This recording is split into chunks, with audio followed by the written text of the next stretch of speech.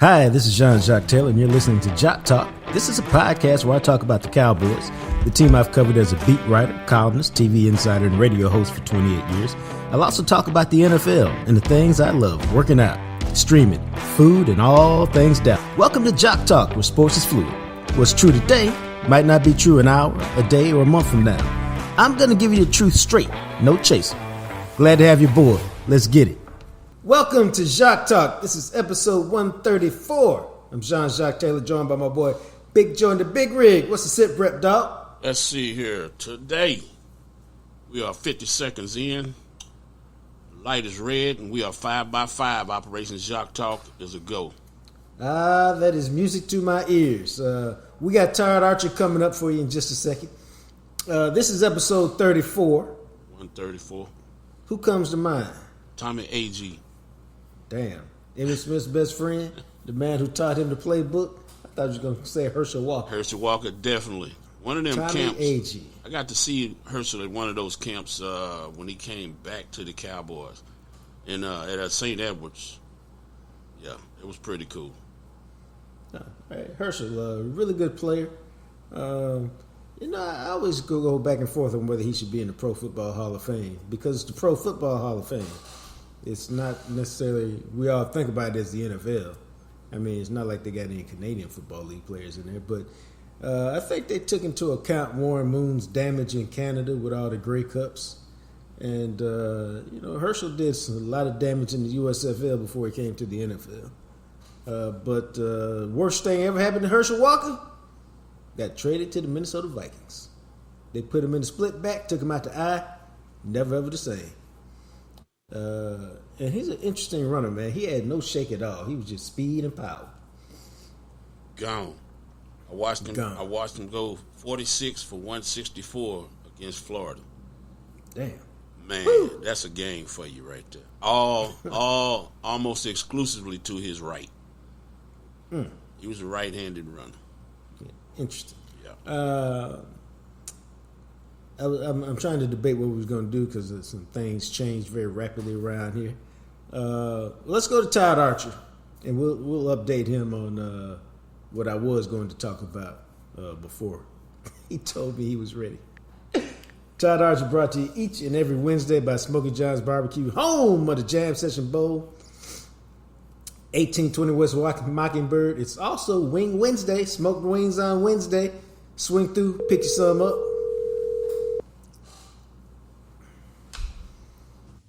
Hello. What's up, bro?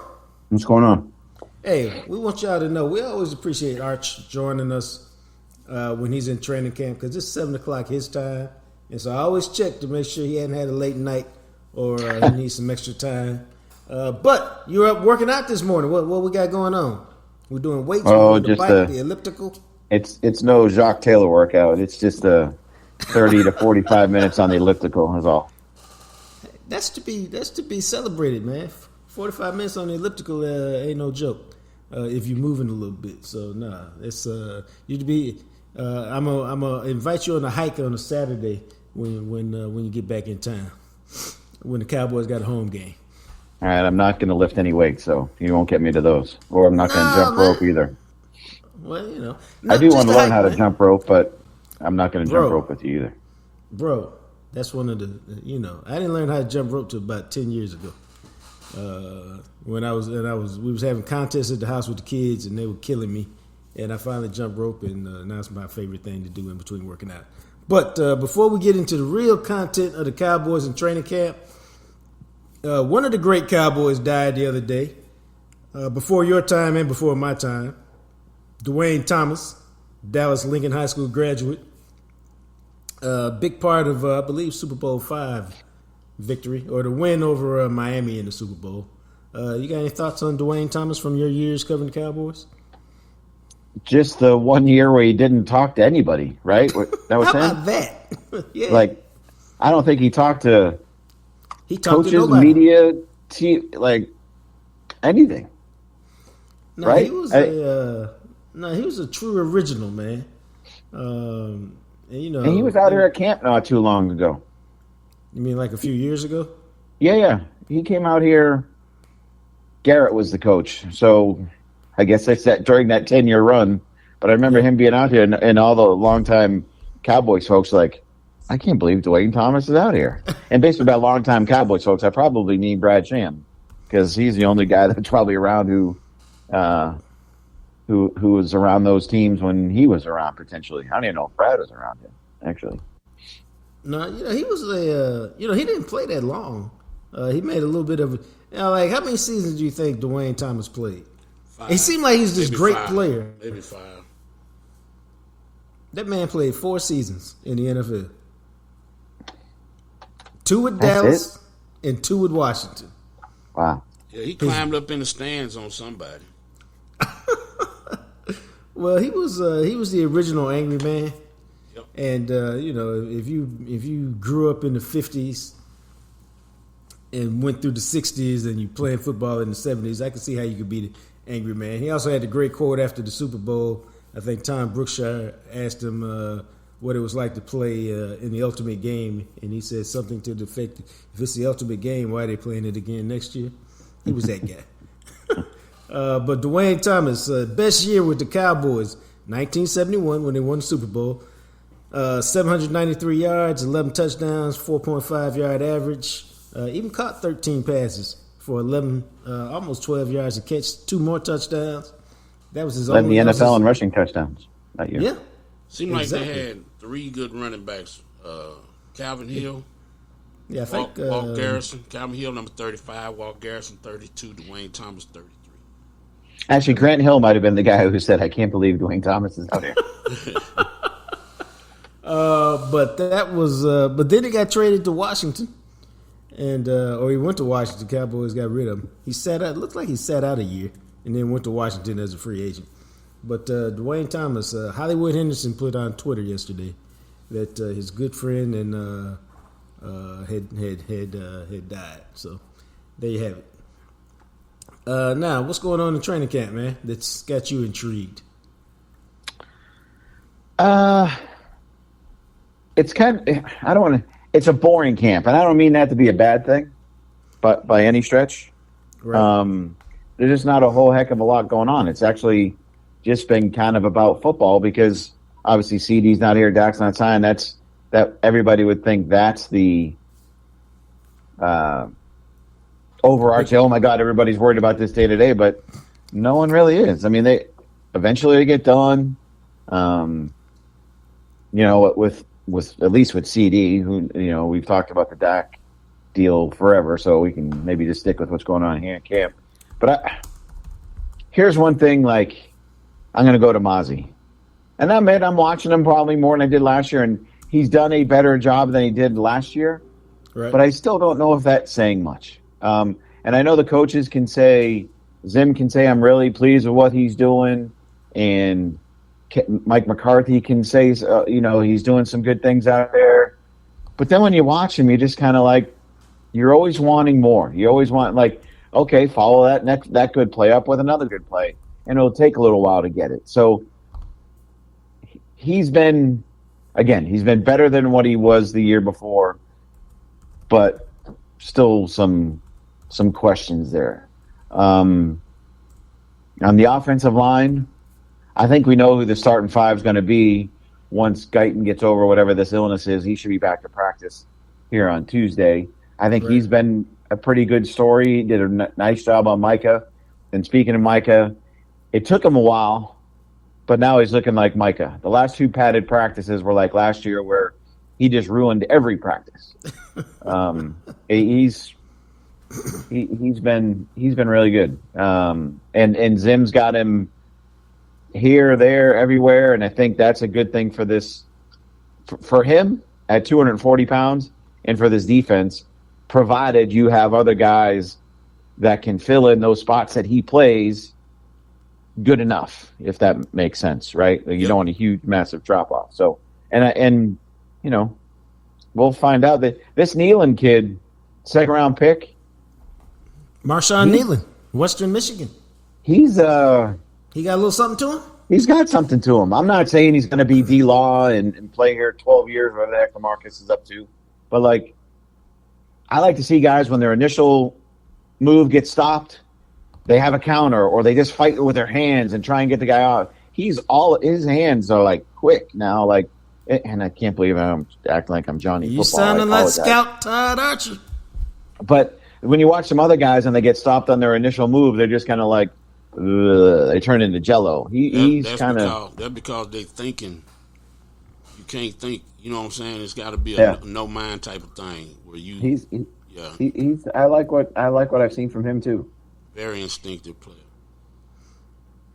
Okay, that's enough of my football lessons right there. No, we like that. We like that around here, man. What do you think about the receivers without CD? Obviously, how do you think they stack up in terms of once the regular season starts and we assume he'll be back? Right. So let's say Cook's out of it too, because he looks like he's ready and rolling.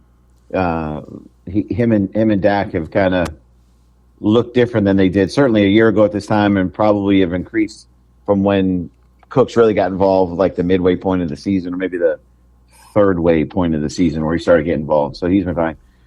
Tolbert, very good. And sometimes that can be tricky when they're, you're the third receiver, you're going against the fourth and fifth cornerback.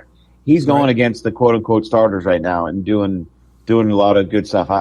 I'm kind of believing that he's going to be a guy. I think he had 22 catches last year. I'll bump him up to 40. Okay. Like, obviously provided no one gets hurt and right?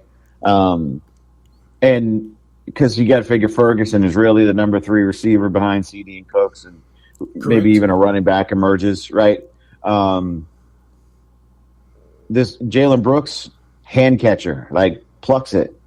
Like he for a big dude, tall dude, skinny dude, lanky dude, really when he gets his hand on the ball, he catches it. Turpin's been I've never been a big Turpin. I don't want to say I wasn't a fan.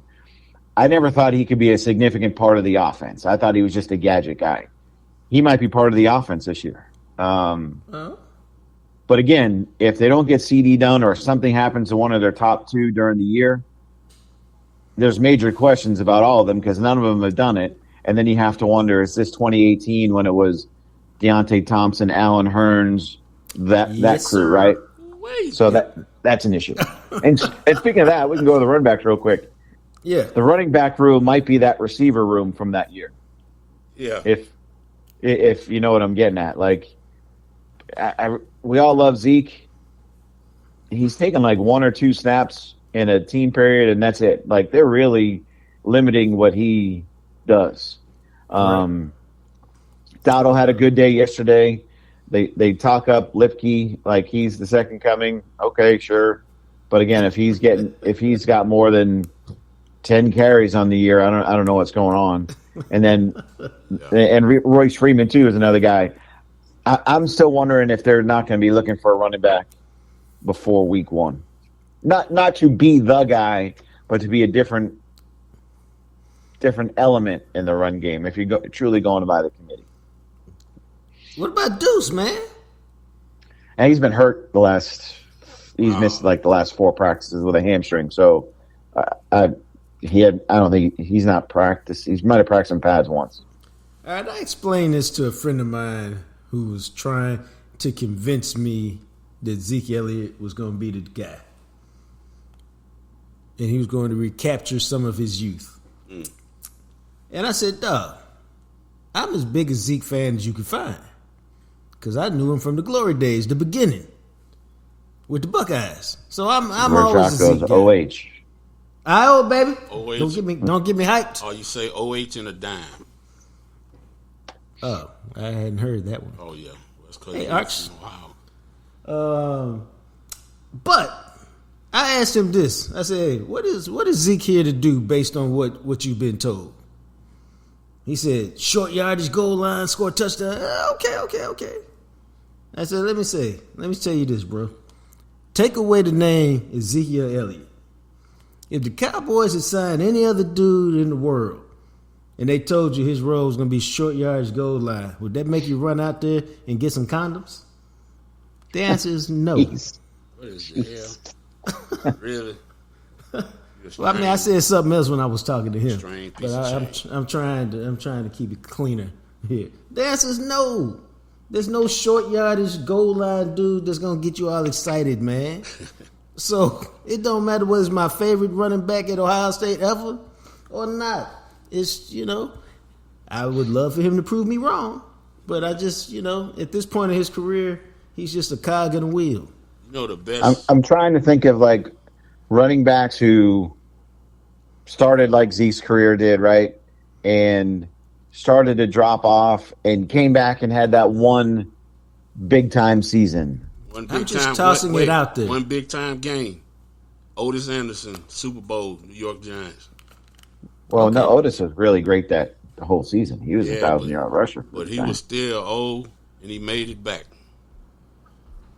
And some of that might have been because he was with the Cardinals for so long, and when he finally went to a good team. Yeah, and he was wearing an ugly number, too. I think he was wearing like 24 or something. Good call, Joe. He was in 1989. He was 32 years old. Yep. The previous 3 seasons, he had 400 yards combined. Well, the reason I remember that too is I was in basic training, watching that Super Bowl, and he was like wearing the Bills' ass out, and it was good. It was you don't realize what you're watching. Now I'm an old man. I love that. The old man came back. He looked, I remember when he looked 77 years old when he was running.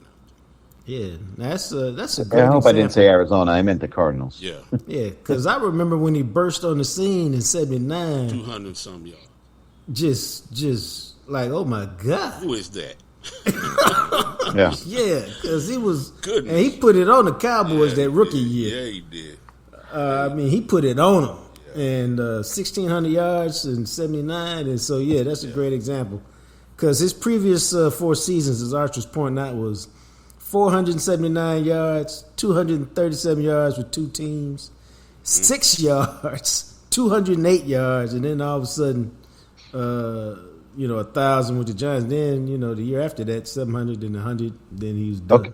Right, that's because Bill left and the Giants fell apart. Bill was always quick to put in them veterans. How much? Like he put the gas can in the locker. How much gas you got left in the tank? So okay, we had to go back to 1989 to find a guy who had the bounce back. And by the way, he averaged 3.1 yards per carry that year. So he was just banging, man. He was right. banging. So let's come up with somebody else, and we might be here a while before we come up with somebody. For real. So I'm just throwing it out there as a conversation. If you're going to say Eddie George. No, I was going to say, did Marcus Allen fit that category?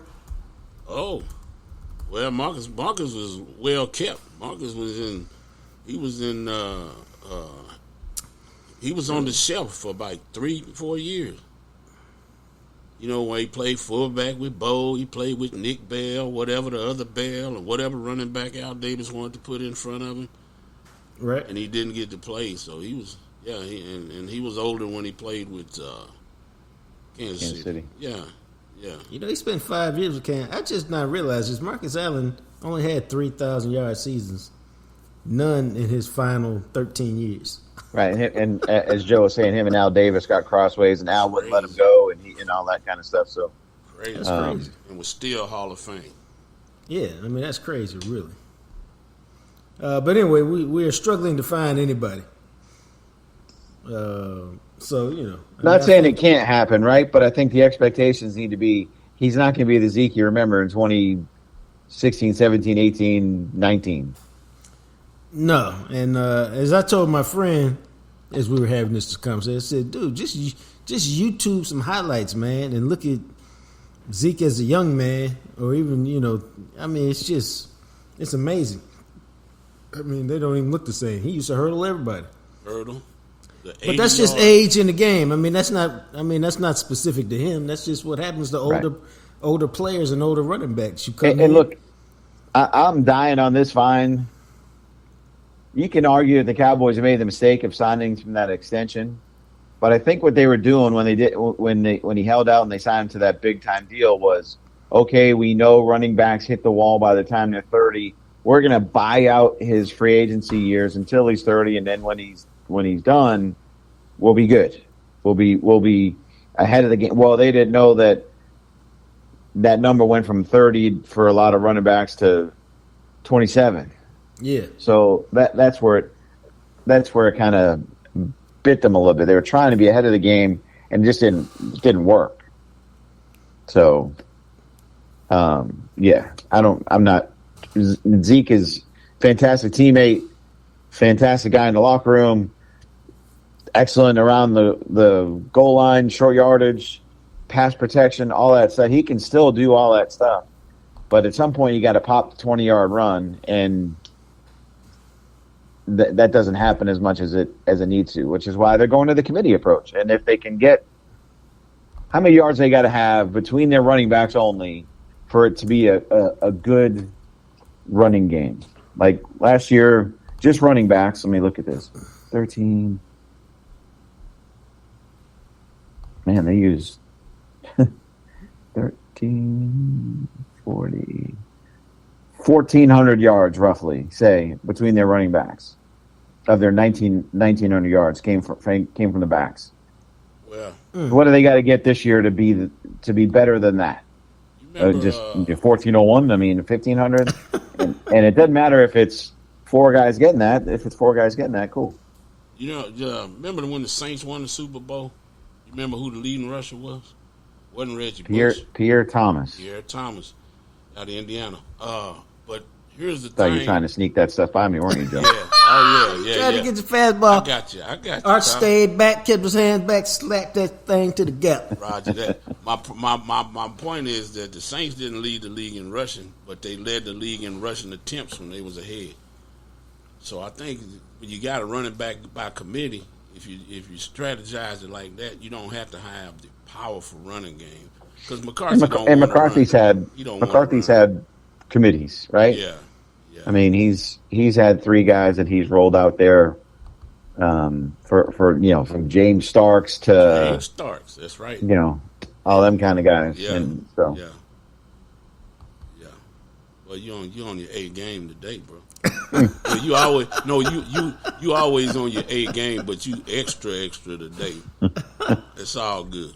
What's been your take on the cornerback tandem, Trayvon Diggs, Deron Bland? Well, Diggs yesterday was the first time we saw him in pads, and he did 7-on-7, and didn't really get tested all that much. But it was one 7-on-7 throw that he jumped a little quick under to Durden that he almost picked off from Trey Lance. That showed you a little bit of burst, and Bland's been making plays. Jordan Lewis has been great. Kalen Carson, their fifth round pick, From Wyoming, right? Wake Forest. Wake Forest. Let's start with a W. He's been really good. You hate to not with their first three, right? Because we know what Diggs, Bland, and Jordan Lewis are, because we've seen them play. You hate to say, Kalen Carson, man, he's the next one in line with these guys, based on what you're seeing in Oxnard, right? Let's see him in a game. Let's see him in a couple preseason games. He's going to play a ton.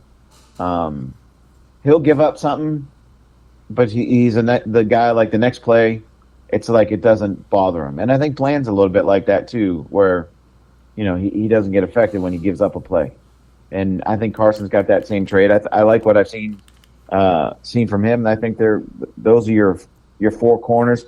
And Nashawn Wright's been better he's had a better camp than what we've seen in the past.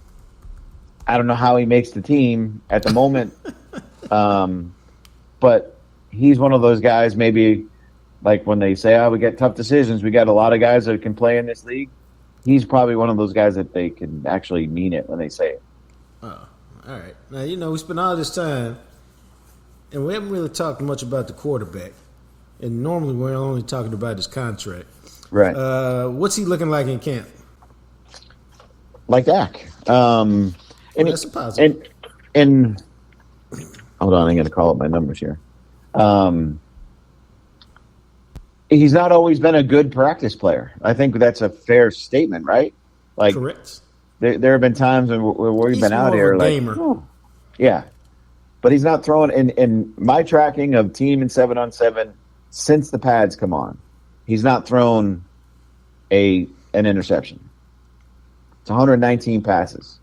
He's 76 for 119, and I can't remember if it's 12 or 13 touchdowns. Our good friend Clarence tweeted that he threw 3 touchdowns yesterday in 7-on-7. It's a great stat, Clarence, but that wasn't 7-on-7. was half the field. It wasn't 7-on-7. So, God love you. I thought Deron Bland picked him off a week or so ago. No pads though. Oh, all right. Oh, yeah. Since the pads came out. Okay. Yeah. Good deal. Good deal. But he always does this. But, there's a little mix up with Jalen Brooks yesterday, and they still got the first down on a third and whatever it was. And after Brooks turned outside and Shirt turned inside, so the throw was so there's Dak trying to hey, this is why I want you to go here, because if you catch it here and I'm throwing it to this shoulder, turn over that way and you can get some extra yards kind of thing. He's done that a lot, but he's doing that with these young guys because I think he knows he needs them, and he's trying to lift them up and raise them up. Same thing with Tolbert. It's funny that Dak said it the other day. Is the guy that he spends the most time with usually ends up having a big year. Obviously, CD last year. He went back to Cedric Wilson a couple years ago. Okay. And now with Guyton. Noah Brown. That's guy. I wonder if Noah Brown might have been in that same mix too. And then obviously Tolbert this summer. So that's another reason why I'm almost doubling Tolbert's receptions. But I think Dak's been. How would you describe Dak's throw in motion? He can throw a fastball now, and it looks like he's putting his body into it more this year maybe than in years past. And I wonder if that's just a comfort level of I'm letting it rip because I know this guy's going to be here the second year of running the McCarthy style offense. Could be. Probably trusting your body too. With the leg injury is that much better. Footwork is a lot into their throwing. So yeah. He probably used more upper body. Knowing his legs ain't. What I'm saying? Knowing they ain't solid. Yeah. And then it's all going to come down to the five guys in front of him. Let's be honest, how those guys do. Yeah. And because he's not. He can move around and give you some time and buy some time, but he's not Lamar type, right? He's not that guy. And he did pretty good last year scrambling around, all that 1, 2, 3. We talked that whole time before camp about on that third step the ball comes out. Dak was like, screw that. If I gotta play flag football to get these cats open, that's what I'm doing. He ran around a little bit last year. But he ain't Lamar Jackson, but he still got some good mobility. Yeah, he's got to pick and choose when he does. I'm thinking the Chargers touchdown last year. Yep. But no, I like.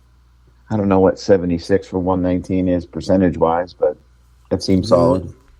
Sound like 80. And again, since the pads came on, no interceptions. So it's you go. I don't think his contract is any kind of distraction. Because he's been through this 2 other times. Exactly. And even when you're playing on a franchise, you're betting on yourself. And he got paid after he broke his ankle, so he ain't worried about the money. He's like, the money will be there, man. Whatever it is, whether it's 55, whether it's 60, whether it's 52, all that sounds like insanity to me. And so and I keep saying this, not that I'm breaking news here. There ain't nothing that this new contract will do to his lifestyle. His lifestyle is his lifestyle. And I think that his mindset allows him to play with freedom, as he's talked about. His bank account allows him to play with freedom as well. So win-win, man. If he stay here, he get paid.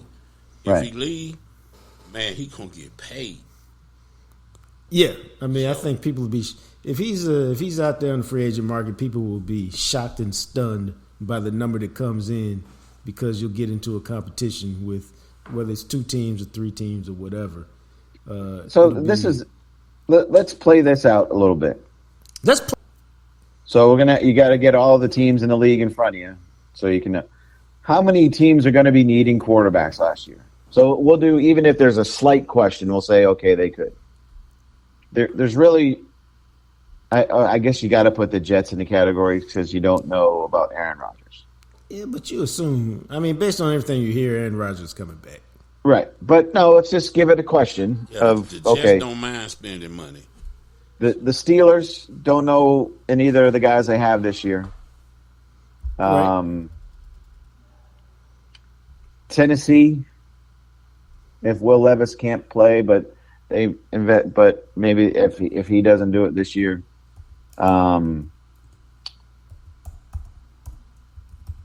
Raiders. They always No one look for a else. quarterback. Giants. Giants for sure. No one in the North. Saints. Yeah, they still have a lot of guaranteed money though. But okay, we have a question. Saints. Tampa Bay. Seattle. Seattle. They signed Baker to a deal. I don't know how they can. Maybe they can get out of it after a year. Seattle. Arizona. That be no. Ooh, yep. I guess Carolina if Bryce Young doesn't do anything. So that just again we have questions and you want to throw Arizona. I can't throw Arizona in the mix because they still. They got Kyle. Right. So I can't throw Arizona in because he played towards the end of last year and they just signed him to the big deal. So and they're not a team that spent so. Is that 6 or 7? 7. No, 7? Yeah. How many of those 7 would Dak want to play for? Like, when people mention the Giants, to me, I'm like, they stink. They're not going to be good. They're not going to a Super Bowl. Like, Raiders. There's a really big allure of going to Vegas, and are they ever going to be better than the Chiefs in that division? Pittsburgh. That's a hell of a division now. So I guess my point is that there will be there'll be a market for them without question. Yep. Right. Now you gotta always add athlete ego. And athlete ego says if I go there, I'll make him better. Yeah. I mean athlete ego says, okay, fine, I'm in Pittsburgh, okay, good. You know. I'm one of the heavyweights, just like all 3 of those other guys. Or if a team is like the Giants, they just added the receiver from LSU, so you can go okay. I mean, you can but they could have a new GM and a new coach next year, so that's not a And year 10, it's going to be year 10 for Dak next year, right? Is that right? Yeah. It's got to be about winning. At that, he's always been about winning. I don't mean to say it that way, but when you're at year 10, no, you're right. So no, it's not a lot of, but that's also part of the issue. The teams who would want you don't have a quarterback, which is why they're not winning. And honestly, Seattle might be the best place of the teams that we mentioned. Seattle might be the best place to go to with what they have. DK. Yep. Lockett. Good defense. New good coach that you think is going to be pretty good coach. I think they got a stable organization too. So yeah. John Schneider's one of the best GMs. Yeah, I mean, like Carolina is not stable. I would never go there unless the money was just so ridiculous you just had to go there, and he don't have to do that. So Seattle would be a good spot. I guess. Let's say if the Jets would be a place that would be good because you look at the talent that we think that they have. But if they don't win this year, their coach and GM's probably out, or coach or GM, I guess maybe would say it. Right. Pittsburgh's the most stable, but again, you got Baltimore, Cincinnati, Cleveland. Like you can make the I can't jump on the Cleveland bandwagon because until you see Deshaun Watson play like he did early in Houston and then Clemson. Yeah, he's too tight. Too tight in Cleveland. He ain't tight up there. What you talking about, man? You know what I'm talking about. Just come on out and say I'm staying out of that one. Hey, man. All right, fine. Seattle. Anyway, Seattle. I like the Seattle stuff. I think Seattle would be the best fit for Dak. Y'all educated me today. Y'all put a good spin on it when you realize those other teams suck. Why would he do that? Yeah, but you got Seattle's fine. It's a matter of whether they want to spend the money. Yeah. And I say that in the sense of how big an upgrade they think he is over Geno. A big upgrade, a huge upgrade, a smaller upgrade, you know. I just said it. I hear you. Yeah. You know, because Geno been good the last 2 years. Now, he ain't Dak, but he been good. Roger that. Right. You know, And let's be honest, he's also a little older, too. He's been in the league a long time. Yeah, Geno, that's because he revitalized his career. Sure He'll be did. 34 in October. Dang. Yeah. So, yeah, I can see that. You can move away from Geno and put Dak in there at 31 years old, I think. And you could actually sign him to a 4 or 5 year deal if he's signing 5-year deals these days, and probably take him through the end. I don't know if he wants to play longer than 36 because Dak seems to me to be the guy who got a broadcast career after him if he wants to, if he feels like doing it. He got that kind of milk toast, everybody likes me personality, and he's smart. That he might take issue with you saying everybody likes me. Well, you know what I mean. All the people who doing the hiring, you can't not like Dak. Right. Face of the franchise, never do anything wrong, never say anything wrong. Great dude. That's why I wish him success. Like, you know, it's hard to be in. Well, maybe it's not so hard. Cowboys have probably had a pretty good run of quarterbacks who who've been just basic, normal, good people. From Aikman to Romo to Dak, I would say. Not a lot of drama in their quarterbacks. But then I guess, Arch, you would say, in general, quarterbacks ain't going to give you a lot of drama. Otherwise, they couldn't be the quarterback. Right. If they do give you drama, then they're Quincy Carter. They get cut in training camp. I guess Aaron Rodgers brings drama, knowingly or not. Oh, man. But he didn't really bring it to But that's not about football field drama. Yeah, it's off the field. Your nut job off the field. I can say that. It was Joe Hartfield for all those lawyers listening. Roger that. Bring it on. We like that.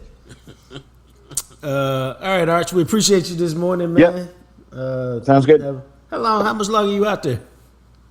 I actually go home tomorrow night, and Thursday morning I will be driving up to Fayetteville, Arkansas, to move. I was going to say, what's in Fayetteville? Then I was like, oh, your daughter's going to college. Yep. Sweet time. Sweet time. Yep. Woo Pig Suey. Cool. Got that Jerry Jones discount? No. Woo! No. You didn't get no Jerry Jones discount? There is no Jones Family Scholarship in the offering. Oh, all right. Well, sorry about that. Anyway, enjoy that trip, and I appreciate you, man, and we'll talk to you soon. Sounds great. See you, fellas. All right, bro. That is Todd Archer. Todd Archer, my former colleague at the Dallas Morning News for 1,000 years, and then over at the ESPN. You can catch him each and every Wednesday. Brought to you by Smokey John's Barbecue, 1820 West Mockingbird. Today is Wing Wednesday. Swing by, get yourself some smoked wings if you know you know. And then, if you don't want wings, then the only other choice that makes sense is Jam Session Bowl. Really, that's the only other one that makes sense. Jam Session Bowl is a bowl with a mac and cheese base, macaroni base, 2 out of 5 smoked meats. I usually rock with the brisket and the sausage and then all that stuff you find on the loaded baked potato. Bacon bits, chives, sour cream, cheese, butter. It's fantastic. Then they drizzle it with sauce or they drench it with sauce. And friends, it is to live for. It's fantastic. Smokey John's Barbecue. Now, I'm in the middle of getting right, so I can't go there for a little bit. But on my next visit, I'm looking forward to it. Now, let me tell you about the Jam Session Bowl. It's enough for 2, real easy. It's really enough for 3 if you got a little shorty, 6 or 7. 3 of y'all can eat off of it. Real talk. If you need Smokey John's in your life and you can't get by the restaurant, then you can get on your computer, your iPhone, your laptop, whatever you got, and hey, you can go to the website, SmokeyJohns.com, click on the marketplace, and you can get the sauce or the rub. That's sauce, the rub right there. Delivered to the crib. Boom, just like that. Be there in a couple days. If you need it in your life today, You can go by HEBs. All over DFW. Mansfield, Waxahachie, Burleson, Frisco, Allen, McKinney. They're everywhere these days. I remember when they just had one of them in town. This is in Waxahachie, or it felt like that. Now they got them all over the place. You can go there, and you can pick up the sauce or the rub and have it at your house today. Now, Smokey John's is blowing up. I got one more option for you. You can even go to Joe V's Smart Mart, and you can pick up the sauce of the rub and the banana pudding. I'm just saying. You can get all of that one-stop shopping. Smokey John's Barbecue. It is food to live for. That's all I can tell you. It is fantastic. It's delicious. I take all my friends there at some point. Some I get there sooner than others. I've never heard anybody say they went to Smokey John's Barbecue and it wasn't fantastic. I'm just telling you, that's real talk. It is. It's fantastic. Go get yourself some. 1820 West Mockingbird. Open every day but Sunday because they want to spend some time with the Lord. That's real talk. Wait. I'm what? sorry. Talking about Smokey John's remind me when we went to Smokey John's, which reminds me that today is the one and only Aunt Minnie's birthday. Happy birthday, Aunt Minnie. Boy, I like the way you put that thing together. Yeah, it's just about my mind went. Happy birthday, Aunt Minnie. Love you. Happy birthday, Aunt Minnie. Love you. Enjoy yourself. She's smiling right now. I can see it right now. When she started listening, oh my God, they remembered. Yeah, we did. Or Joe did, and then, I got co-sign on. Yeah, you piggyback. Yes, got to. We're going to switch things up a little bit. Let's talk about this, man. Simone Biles. Did you watch her yesterday? No, my life has been taken over by a couple of things, but I got to get back. Are we talking the game? Yeah. Do we need to talk about this, man? Yeah, I probably need an intervention, man. Because you retired, you can do what you want to, but the Olympics are only here for a minute. Okay. It's not the Winter Olympics; it's the summer. Okay. And Simone Biles is greatness. And of course, yeah. I was intrigued. You know what? I was intrigued by a lot of things with her performance yesterday. I was shocked because she didn't win the floor, and I read this morning that she had won the floor in every major competition she had ever entered in, in the last 10 years or whatever it is. So she was obviously an overwhelming favorite to win it. But that calf injury that she's had all year, all during the Olympics, and you can tell she's had one because she's been wearing a sleeve, and when she performed, you can see the tan mark from the sleeve that she's had on her left calf. Well, she's noticeably limping too. Yeah, so she ain't right. But she out there competing. And the thing that I've really noticed is that in her final performance yesterday, so she gets the silver in the floor exercises, and she had a couple of errors even I could see. And they had to be blatant if I could see them. One of them, both of them were she went out of bounds with 2 feet, and that's 0.3 of a point. The announcer, whoever the announcer is that does that, is really good. I can't remember her name. Is it a guy or a girl? Well, it's a man and a woman, but the man is doing more like the play-by-play. The woman is doing the color. Yeah, it's pretty. They both pretty good. I would agree with that because I've learned a lot. That's why I know that both feet out of bounds is 0.3 of a score. Roger that. Yeah, because they've been good with the information, and she did it twice, which is kind of unheard of, because she knows where she is on the mat. But I was struck by the joy in which she is competing, even when she didn't win or finish first. She still had a sense of peace and a sense of calmness and a sense of joy. I looked at the way she celebrated Jordan Childs, her teammate, and I really looked at the way she just celebrated Rebecca. What's her name? Abadejo, who beat her in the floor. She's from Brazil and finished second to her in the all around. and who would be the face of this Olympic women's gymnastics if it wasn't for Simone Biles. Well, she did a lot of work to get that piece. What you mean? Well, you talking about Simone? Yeah. Yeah, no, I think so. She did a lot of work to get there, man. Yeah, and the moment sometimes can overwhelm you, and because you put so much pressure on yourself to perform, you're dealing with other people's expectations. You got the weight of a country, and then you got these 7-letter cuss words who call you a loser if you finish second in the world.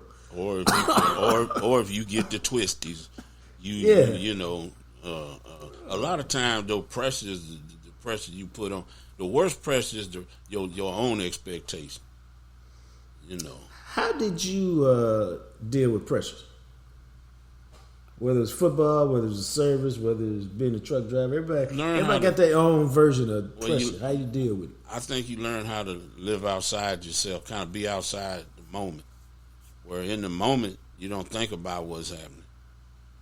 It's kind of like the Tom Cruise movie, Last Samurai, when the guy kept saying, no mind, no mind. Yeah. You know, when you're doing it, you're doing it. Don't think about it before you do it. Don't think about it after you do it. Just do it. That's the military stuff right there. When you're in the moment. When you're in the moment, you're in the moment. The pressure comes, I think for me, the pressure comes overthinking stuff. Yeah. You know, that's why you got to get a routine. I always had a routine. I got dressed the same way playing football. I talked to the same guy. I was one of the last guys to leave the locker room. Just that type of routine. Just do what you do. And it's not necessarily luck. It's just, you know, like you was talking about, you don't believe in luck. Well, was you one of the guys that didn't slap the sign on the way out? You know, you one of the guys that didn't touch the rock? Everybody don't. But I'm just saying, but anyway, back to pressure. Pressure is, what am I trying to say? What's the Parcells line where he talked about doing something over and over again? Pressure, confidence is demonstrated ability. Yeah, that's a military thing. You know, he was at West Point and all of that. Right. So I'm sure he pulled a lot from there. Yeah, that's, demonstrated ability. Well, the repetitive training. A lot of times, right. What do they say in the Army? The plan goes out the window at the first sign of contact. That's when you're training to take over. That repetitive stuff you do every day. Why do we got to do this again? Why do we got to do this again? Why do we got to run cover 2 pinch 99 times? Because when we run it, we want to know it. And when the quarterback do this, we want to be able to do that. So that kind of leaves some of the pressure. But yeah, most time it's just living outside the moment. You know, when that truck the 80,000-pound truck get to sliding on ice, you instantly know what to do. You don't have to think about it. You don't have to think about taking the cruise control off. You shouldn't have had it on in the first place if it's icy. A lot of people, that's a PSA for you. If it's icy, if it's the roads are slick, don't use cruise control. Right. Because once you start sliding, you got to stop that thing from activating. What stops it from activating? Touching the brakes. A lot of people don't realize that. When it's slick or it's icy, take that doggone cruise control off. That's one less thing you got to stop when you lose control of that vehicle. That's a little side ramp. No, that's cool. I think that for me, pressure was always. I tried to deal with pressure by being the most prepared. Yep. And so when I was the most prepared, I didn't really. And for me, because I had this really good friend of mine, and he was about to cover a big event. And he's like, I'm going to do my best work ever today. I'm like, so what you do all them other days, dog? And he took a little offense to it, but I was like, dog, you don't do your best every day. Nobody does. But, all the elements you put into it should be the best. I said, because I was trying to tell him, because he was working himself up into anxiety about covering this big event. Everybody going to be reading it. It's got to be great. Well, dog, if you prep like it's supposed to be great, but if you prep like this all the time, you wouldn't think there's a big game. This would be just another event that you covering.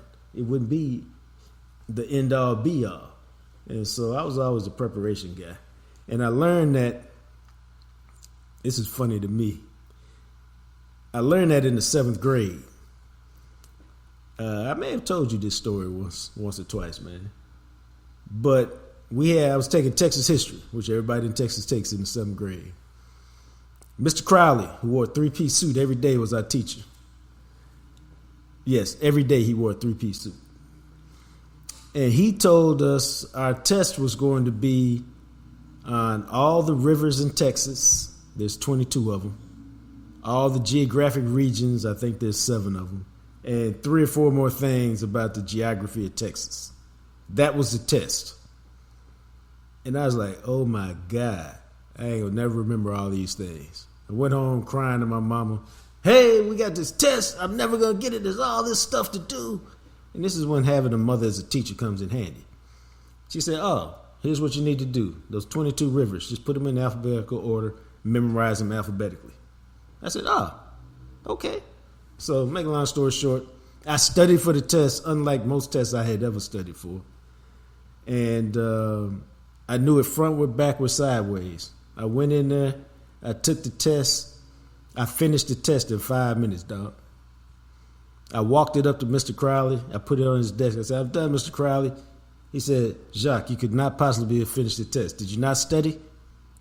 I said, Mr. Crowley, I got 100. He said, you got 100. I said, yeah. He said, I'm going to give you $5 bill. And he pulled it out of his wallet if you got 100. Now I'm in the 7th grade. This is 1981. Yeah, that's $5. $5, a lot of money, dog. $5. You can do a lot of damage with $5. I think the buffet might have been $2.99 back then. You know? That's You what do a I'm lot trying of to damage say. with that 5. You buy a 6-pack of soda, some cinnamon rolls, Some comic books, some baseball cards. 40 cent comic books. You know? I'll be living large in about a minute. So he said, go sit down. I'm going to grade it right now since you done. That man graded that paper. And he stopped class. Everybody take just a second. Jacques, come up to the front. I walked up there.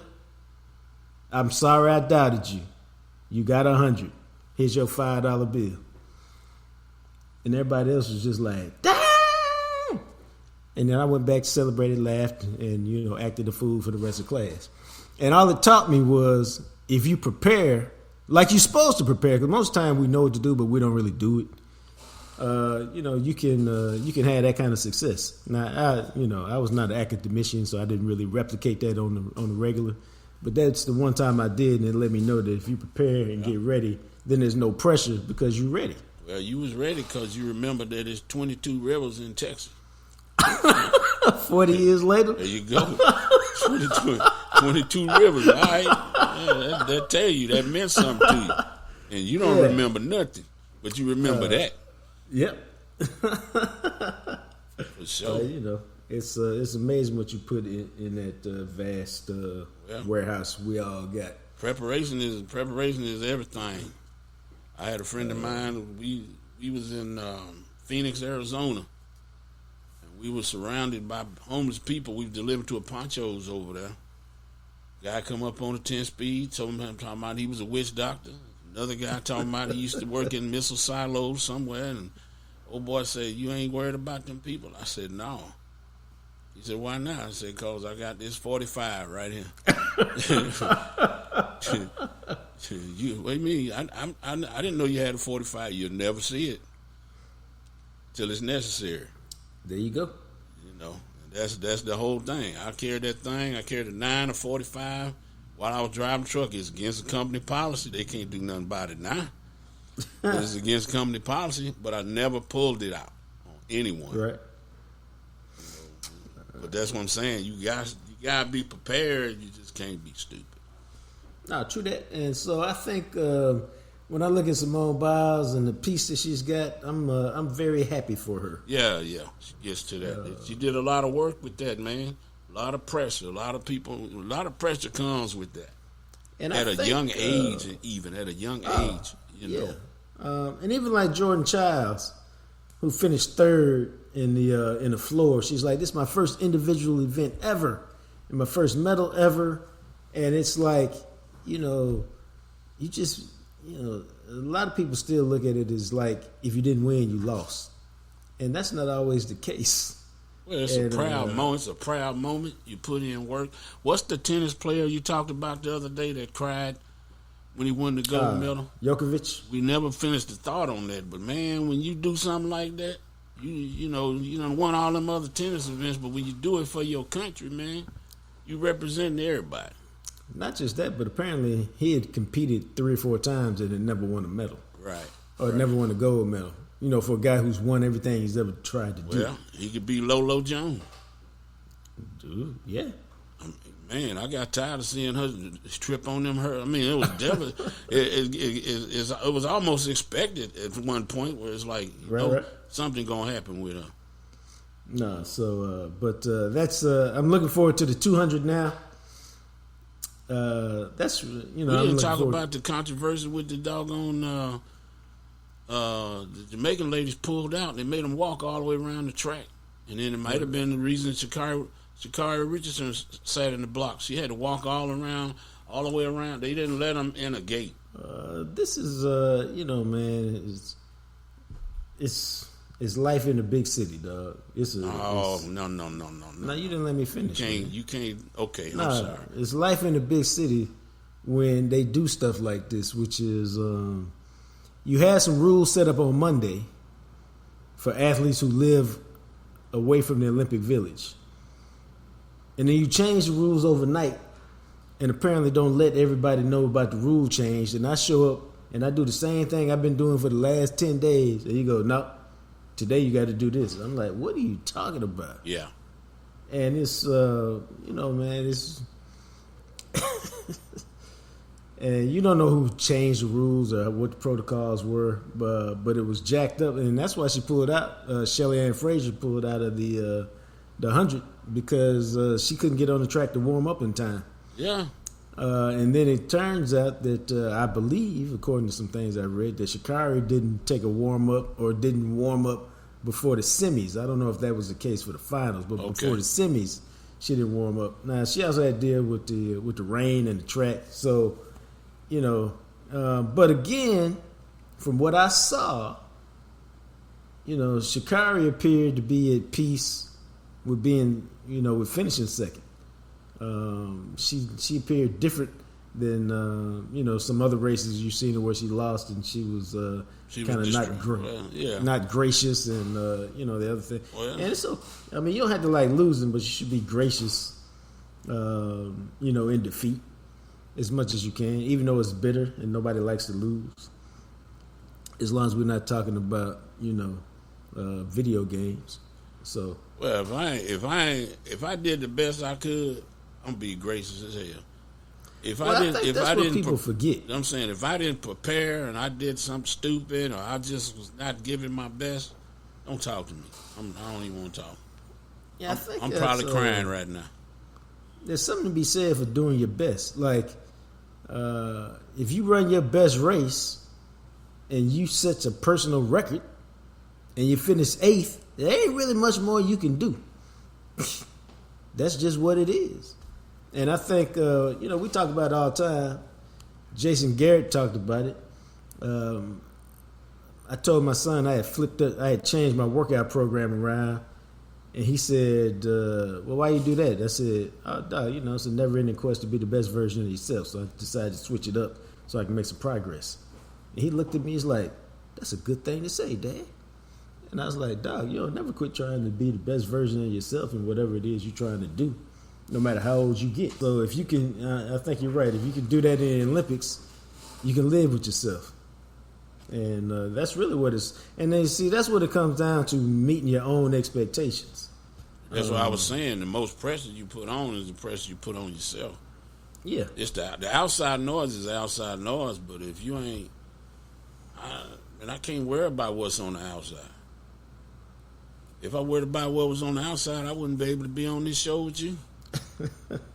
Because people they're not gonna like what you say, but we're gonna put it out there anyway. That's part of doing it.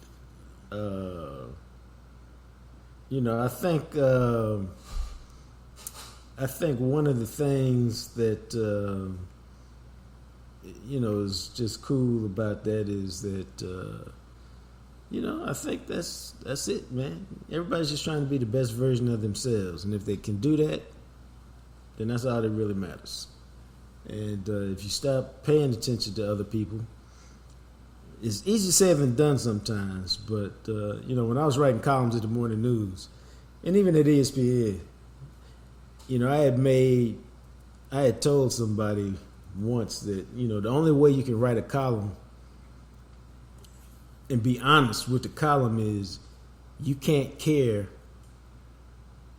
what your family thinks, what your boss thinks, what your pastor thinks, what your friends think. You can only write what you believe. And it doesn't matter whether they agree with it or not, because as long as you write what you believe, it'll come off as authentic. And then, people disagree with you all the time, so it don't matter. But it's only when you're being fake or when you're trying to please other people that you come off as fake and phony. And who wants to do that as a columnist? I mean, you're short-lived as a columnist if that happens. And so, it was cool that I was able to do that, and it's cool whenever you can be the best version of yourself. And that's, something we all striving to do. Let's take a trip to the block, man. I saw something interesting today I wanted to talk about. And I thought it would match up with you well because you're a former thespian. What'd you like about acting? Being somebody that you're not, learning something about what you're trying to do. You could be anything you want to be. That fits right into what we finna talk about. Because I thought some of this I knew about, some of this I didn't. But I stumbled across this morning, and it was a compilation of actors who went deep into their movie roles. Mm-hmm. And so it started with the first one was Heath Ledger, who played the Joker in the Batman series. Said Ledger isolated himself for weeks to prepare for the role, delving into the character's twisted mind. He famously kept a diary where he noted the Joker's thoughts and feelings, helping him to embody the character's anarchic spirit. Now that just sounds... What kind of spirit? That's a word where normally it says anarchic. I need to look that up. Are you a person who does that? What? Looks up words that you don't know. How about I just completely jump over it? Oh no, I'll look it up, but if I butcher it like that, I ain't saying. Oh, anarchic. Nah, I ain't even. No controlling rules or principles. Right. All right. That sound like the Joker. It sound like somebody that went into their thesaurus when they wrote that. Yeah, which you really shouldn't do. You should write at a 6th grade level so that everybody can read. But everybody don't follow those rules. But that seems wild that you could go that deep into a character to so that you can portray that character. It depends on what it. To me, it depends on what it takes to bring it up. Some people don't have to do it. Jared Leto does that. He goes nuts, and that's another guy that played the Joker. Right. Acting is a lot of vulnerability.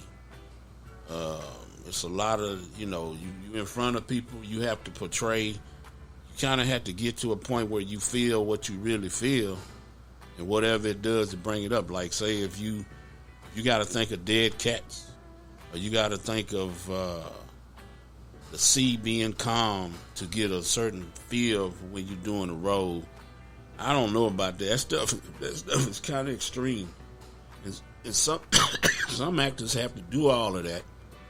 I don't remember Denzel doing that type of method acting where he playing somebody, but some people will argue that he just play. You get to a point where he just play himself.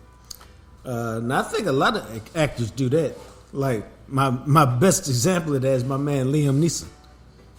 He playing himself in a whole bunch of different. I mean, he playing the same character in a whole bunch of different movies for the most part. Maybe he didn't do that as a young man, but once he got to Taken, all them characters were about the same. Why do I think about Liam Neeson? I thought about Rob Roy, which brought me to Jessica Lange, who's a really good actress, who played a lot of good roles. But yeah, that's why that's kind of how my mind was flipping like that. But yeah, Denzel is he will play some different stuff, but a lot of guys. I'll give you some actors that play themselves. Gene Hackman, Ice Cube. Yeah, Ice Cube played in Barbershop. Why he sound like he from L.A.? Because he's from L.A. Because he Ice Cube. Ice Cube don't have no range, but he still, we know what it is when he doing what he do. But that's why he write his movies. Yeah, he's Ledger. He's Ledger's. Yeah, he probably most notably known for the Joker, Batman and the Patriot. Patriot. What was the movie where he played the Knight? I know it, but I can't remember. Yeah, he was good in that. The next one was Jamie Foxx spent 14 hours a day with his eyes glued shut. And he got an Oscar, and that's the best role that he ever played, and everything else he playing his damn self. Because Quentin Tarantino got on him when he was directing Django. He said, "Hey man, he was delivering them lines too smooth. Like dog, you supposed to be a slave, dog. You can't, And Jamie Foxx is one of my wife's friends. She grew up with him in Terrell, Texas. Back when he was Eric. Eric Bishop, yeah. The Ray Charles performance, outstanding. I'm not sure you can really do it anything better than that. Outstanding. The mannerisms, the voice, and he played the piano. Yeah, Jamie Foxx is really one of the most talented dudes ever out there. Yep. All the different things he can do at the highest of levels. Yep. It's amazing, really. But no, what he did in Ray was just spectacular. Well directed, great actors and actresses. They must have had every black actor in the world in Ray. Yeah, but that's good. Every one of them. I didn't know about this, but apparently Michael B. Jordan isolated himself for his role of Killmonger in the Black Panther and needed therapy afterwards because he went so deep into that character. Yeah. Now I knew the Killmonger was bad, but I didn't know he was that. Well, what does it take? What does it take to get you where you want to be? He didn't win an Oscar for Killmonger, but he felt like he was Killmonger. Yeah. I guess that's it. What does it take for me to embody? Yeah, what does it take for you to embody that? One of the best actors is Benicio del Toro. Oh yeah, he cool. To me, him, Denzel, and some other people. Maybe Michael B. Jordan got that talent too, where they don't have to say a word. You know who else is like that? What's your boy's name who's married to Penelope Cruz? No Country for Old Men. Javier Bardem. He ain't got to say nothing. He married to Penelope Cruz? Yes, sir. Oh, okay. He ain't got to say a word. Javier, well, he creepy. No Country for Old Men. He was creepy. He was creeping at. Hey, call it. No, I ain't calling nothing, man. I ain't calling. When he talking about call it. You want to flip the coin? Yep. Yeah, man. No, I ain't calling nothing. Matter of fact, you about to see this 45 about 2 seconds. I knew when you was walking up here. It's like, man, I don't know why nobody didn't run from him. He would have had to show me some foot speed, dog.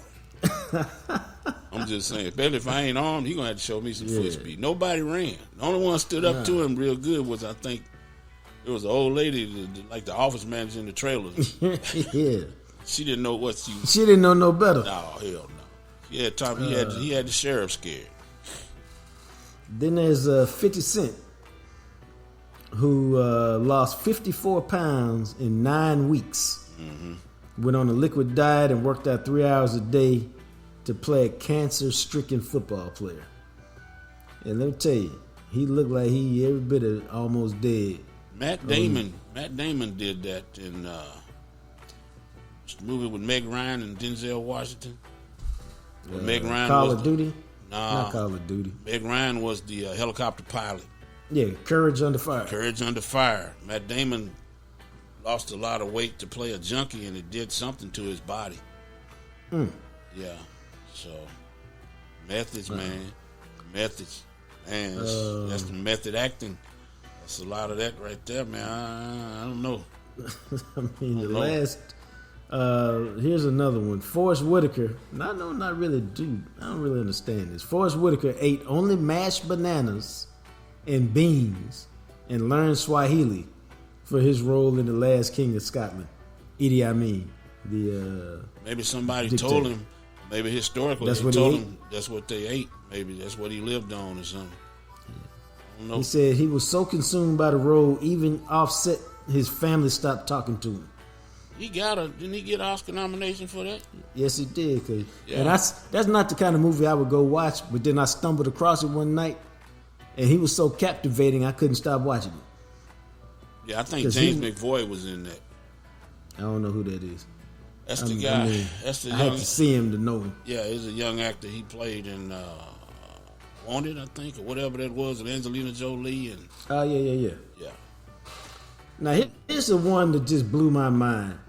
But I've heard about stuff like this before, and that's why you can say whatever you want to say about him. He is that 12-letter cuss word. That's Tom Cruise. I think it's called the Burj Khalifa in Dubai. Has been the tallest skyscraper in the world since 2004. Cruise climbed to the top of it for a scene. And the thing about Cruise is he does all his own stunts. He don't want no stunt man. Yep, he been hurt a lot too. I mean, y'all, the insurance on the movie said probably crazy too. Dog. But he wants it so realistic. Just think about all them Mission Impossible movies. He doing the stunts. Yeah, the first two was all right. I ain't see the other one. The third one to me was the best one. I done watched that thing about 25 times. Now, it's about 20 years old now, so I wonder if it still holds up to me. That's Philip Seymour Hoffman is in it. That's a good one. But the first one was tremendous because it was kind of like a new thing. The Last Samurai is probably my favorite Tom Cruise. You know that? See, I don't really. I'm gonna make a blanket statement that's not really true. So I don't know. Well, you do that all the time. Okay, then I'm gonna do it. It's not very. There's not very many period pieces I like, and so I didn't want to watch it because it was a period piece. So I threw it in the period piece category. Even though I like Braveheart, and that certainly is a period piece. You don't watch no westerns, huh? Not really. Right. Although the last one I saw was good. What was that? It was Idris Elba was in it. Very violent. The harder they fall. Yeah, I enjoyed that one very much so. So yeah, I said I was like I was. I'm a walking contradiction. How about that? But no comment. See, on that note, we're gonna get up out of here. That was the last one, but Tom Cruise is phenomenal, man. Because they showed him on top of that thing, because it's only about enough for like one person to sit. You ever see like Tropic Thunder? I would never watch Tropic Thunder. Oh yeah, watched it about 18, 20, 25, 30 times. It's I don't really like. They had on the clips that I saw, it appeared to have too much silliness for me. Oh yeah, you got to. Oh, you don't laugh? Oh, I'm sorry. You crack really yourself up. I don't really like comedies, man. I like dramas and I like action. I don't really like comedies. Say you don't like donuts. I don't really like donuts. Yep. You're a strange piece of change. Nah, I really don't like comedies. They're okay, but I just like action and drama. If I got to spend my time watching a movie, because I don't like this in everyday life. I don't like silly shit. I just don't. I ain't built like that. Oh, okay.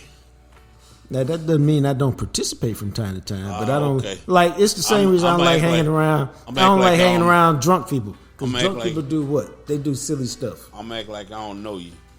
Hey man, I can be a walking contradiction. I just told you that. That's why I've been married twice. Is that a euphemism for BS? I mean, hey man, everybody got their own deal, man. All right. You know, some people try harder than others. I ain't mad at you. No, it is what it is. Yeah. So, hey, you can follow us up on the YouTube channel at The Real Jacques Talk. Got the Patrick Creighton episode up on Jacques Talk 101. And yes, coming soon, we got good for you. Tips from the kitchen. Yeah, Joe. We taking my meals worldwide, baby. You can follow the show on IG at The Real Jacques Talk. Hit me up on Twitter, X at JJT Journalist. And then you can always get me on Clapper. I am John Jacques Taylor is the handle. For my good friend, my best buddy, one of the guys I love. Big Joe in the Big Rig. Until we chat again. Yuck. You guys be blessed.